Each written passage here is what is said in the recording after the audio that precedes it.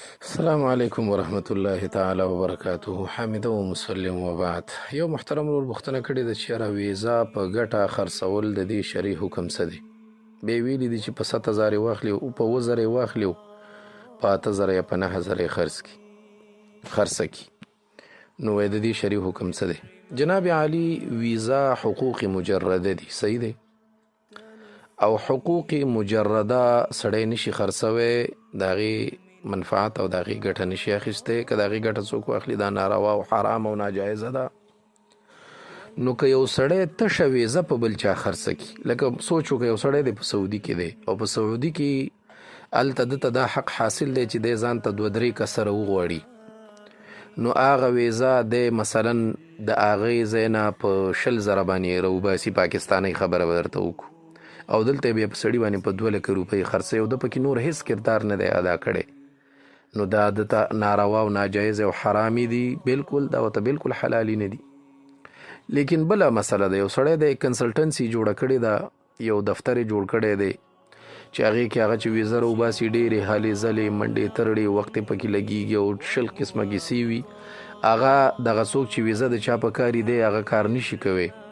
نو هغه کس ورته ووایي چې زه به ستا دپاره اجیر شم، زه به ستا سره نوکر یم، زه به ستا دپاره د ویزه راوباسم، خو ما ته به د ویزې د رقم نه ما سوا دونه پیسې راکوي.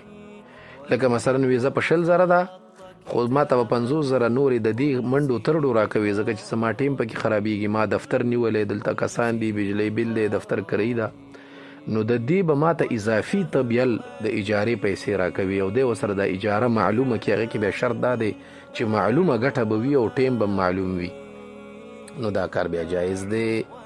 که تشه ویزه وي چې لکه یو سړی دی بس تشه یو چاته ویزه راوویسته، هغه ته هم دا ویزه واخله، نور ټکټونه میکټونه او چې څه منډې تړلي دي هغه به ټولې خپلې ستا وي، نو دغه ویزه بیا ګرانه خرڅول دا بیا ناجایز دي. دا مسله باقاعده طور سره صفا سوتره صراحتا فتاوا حقانیه حل کړې. فتاوا حقانیه 6 جلد 268 نمبر صفحه دا کتاب الاجاره.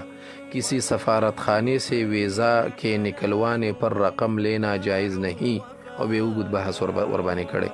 د قرنګې دا مسله باقاعده طور سره فتاوا عثماني حل کړي. فتاوا عثماني 3 جلد دی او 409 نمبر صفحه ده، 409 او کتاب الاجاره. هغې وکې اوږد بحث ورباندې کړی، مختلف صورتونه پکې دي، هغې کې لیکلي چې موږ ته بیا خلک راځي او هغه پلانیان دي او بیا ورته موږ پاسپورټونه هم جوړو، خو اوږدې کیسې پکې دي.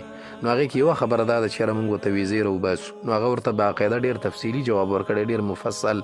که چېرته تاسو د هلې ځلې منډې ترړې په دې کې ستړي کېږئ، دفتر هم وي او باقاعده طور سره دغه یو معمول وي او د خلکو سره اجاره معلومه وي، ورته وایي چې یاره زه به درنه ګوره د دې منډو ترړو یا د دې کیسو به درنه دونه پیسې اضافي اخلم، ویزه په 100,000 ده، خو اضافي به درنه دونه زه د خپلې اجارې اخلم، او هغې د سره ومني بیا جایزه.